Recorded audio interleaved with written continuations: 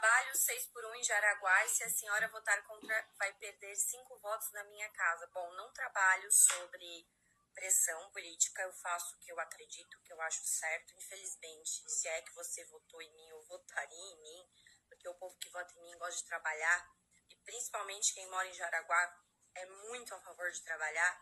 E eu não sou contra que você folgue, ou que você folgue mais dias, mas sou contra impor que alguém seja impedido de trabalhar mais, que é isso que essa PEC hoje diz, né? E eu também penso nos pequenos empreendedores, aqueles que têm 3, 4, 5, 20 funcionários, né? Porque os grandes, eles se acertam. Agora, e os pequenos? Você é a favor de eliminar empregos? Você é a favor desse populismo barato em ano eleitoral do Lula? Você quer beber cerveja, ganhar picanha, Bolsa Família? É isso que você quer? Assim falou a mulher que ano passado, no ano de 2025, ela só trabalhou 73 dias, ganhando 47 mil reais, tá? São 176 deputados federais defendendo aumentar a jornada de trabalho para 52 horas semanais. E isso aqui levanta uma pergunta: até onde vale sacrificar a vida do trabalhador em nome do lucro?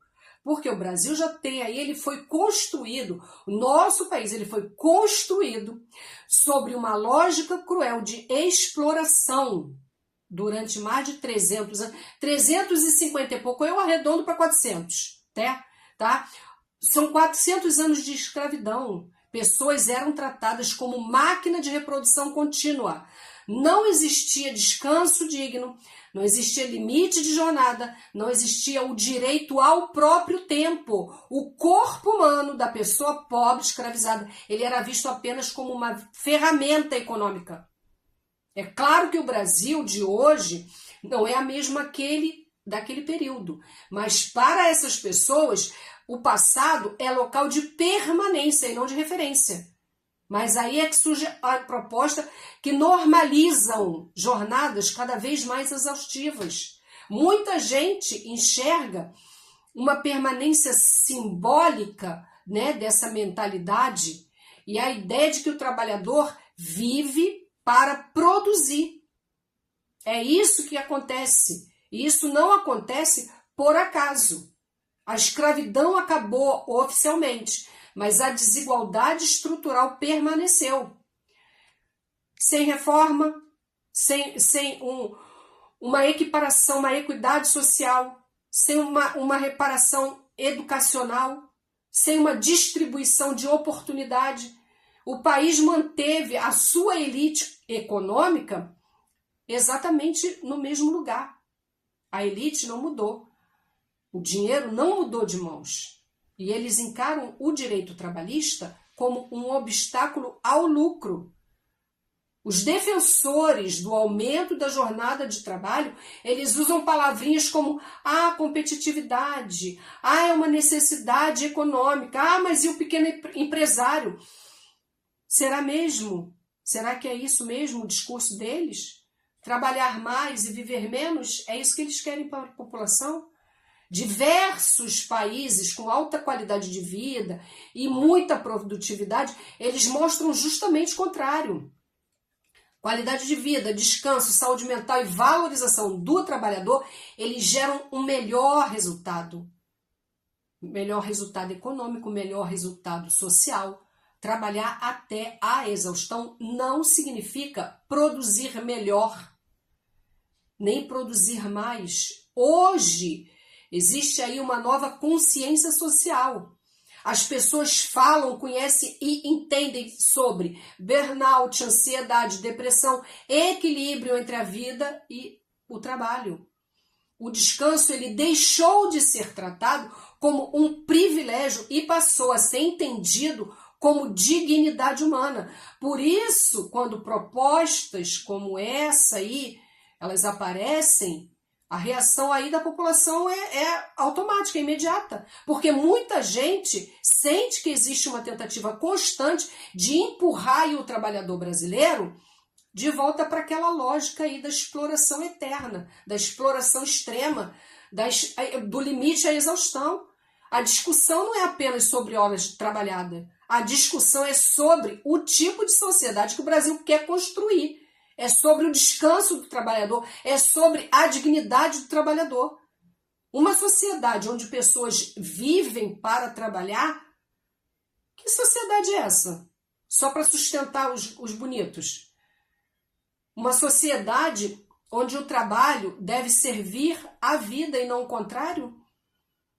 Eu quero saber o que vocês pensam. 176 deputados federais querem aumentar a carga horária de trabalho semanal para 52 horas. Esses mesmos deputados que ganham 47 mil por mês mais benefício, trabalham 3 dias por semana. A Júlia Zanata vai trabalhar 6 dias por semana, a Júlia Zanata vai trabalhar, vai se colocar à disposição da máquina para poder trabalhar 52 horas por semana. Eu gostaria de saber, dona Júlia Zanata, se a senhora vai trabalhar 52 horas por semana. E a senhora falou aí com um eleitor seu, que a senhora sequer tem respeito pela pessoa que lhe deu um voto de confiança. Ah, eu não trabalho sob pressão. A senhora não trabalha sob hipótese alguma, porque a senhora não trabalha. Qual foi o projeto de lei que a senhora criou, que saiu de dentro da sua cabeça, beneficiou todo o povo brasileiro? Qual foi o projeto de lei? Qual foi a emenda parlamentar que a senhora destinou ao seu estado que beneficiou uma mãe solo, um jovem estudante da rede pública de ensino médio ou ensino fundamental? Qual foi a verba que a senhora destinou para esse seu estado que a elegeu, que a te deixou aí durante 4 anos, ganhando por mês 47 mil? Eu gostaria muito, muito, muito de saber. E ainda abriu a boca, e essa boneca de voodoo, e ainda abriu a boca para dizer que foi ameaçada pelas redes sociais. Ô, minha querida, a senhora esqueceu, né? A ameaça que a senhora fez pro Lula. Eu quero só mostrar aqui que nessa camiseta, que Júlia Zanata fez uma foto postando aí na sua rede social, ela vestida com uma camiseta, onde tem uma mão aí com 4 dedos, fazendo uma clara referência à mão do Lula, com alguns, que eu não posso falar o nome, alguns peteco. E a senhora, nessa foto, a senhora está declaradamente fazendo uma ameaça ao homem que já tinha sido eleito presidente da República. E a senhora está aí, nesse seu coitadismo, se colocando como vítima, né? Porque só é ameaça quando é pro lado de vocês. Agora, quando são vocês que falam, aí não é ameaça, é liberdade de expressão. Eu sou muito expressiva também. E eu prezo muito pela minha liberdade. Mas eu não posso falar tudo que eu penso da senhora. Não posso. Porque eu estou economizando meu réu primário. Eu quero que vocês fiquem bem. E aquele abraço. E o trabalhador tem direito a ter 2 folgas na semana. E outra, isso não é coisa do Lula não, tá? Esse projeto aí surgiu da cabeça do Rick Azevedo, um trabalhador que ele trabalhava numa farmácia em 2023. Isso é de 2023 e é do Rick Azevedo. E ele está até hoje aí batalhando para...